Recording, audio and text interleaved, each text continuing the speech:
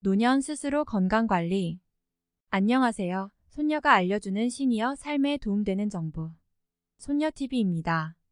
나이가 들면서 점점 사람들을 만나는 일이 줄어들죠. 하지만 우리는 살면서 많은 사람들을 만나고 대화를 하며 살아갑니다. 특히나 가족과 친구 등 가까운 사람들과의 대화에서는 더욱 신경 써야 하는데요. 자칫 잘못하면 상대방에게 상처를 줄 수 있고 나 또한 의도치 않게 상처를 받을 수 있기 때문입니다. 나이가 들수록 말에 조심해야 하는 이유는 삶의 경험이 많아져서 그동안의 경험과 생각을 바탕으로 다른 사람들과 대화를 나눌 때 자신의 말이 더욱 영향력 있게 작용하기 때문인 것도 있는데요. 따라서 특히나 나이가 들수록 상대방의 감정을 해치거나 실수로 모욕하는 말을 해서는 안 됩니다.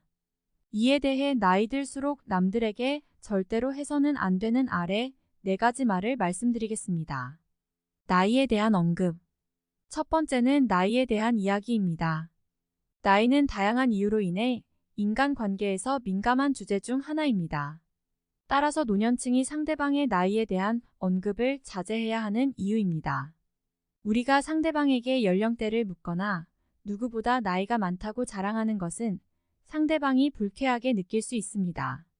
따라서 나이와 관련된 언급은 필요할 때에만 사용하고 다른 사람의 연령대를 묻기 전에 그 사람이 나이에 대해 어떻게 생각하는지를 먼저 파악해야 합니다.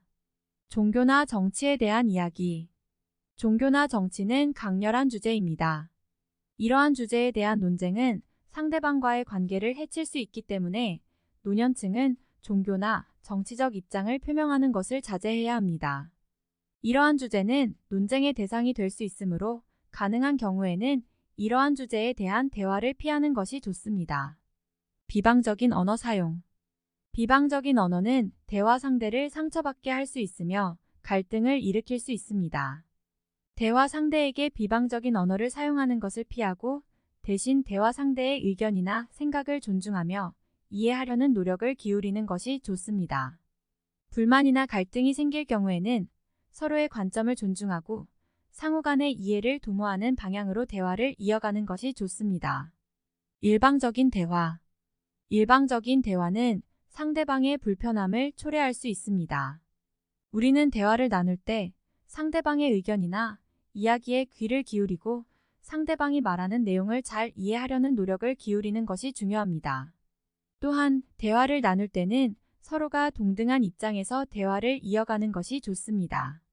상대방의 이야기를 들으면서 질문이나 반응을 보이며 서로가 편안한 분위기에서 대화를 이어갈 수 있도록 노력해야 합니다. 추가적으로 과거의 잘못된 행동에 대한 언급도 자제하는 것이 좋습니다.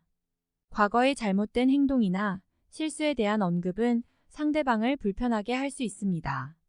노년층이 대화를 나눌 때는 자신의 과거 경험에 대한 이야기를 하더라도 상대방을 불쾌하게 하지 않도록 신중하게 선택해야 하는데요.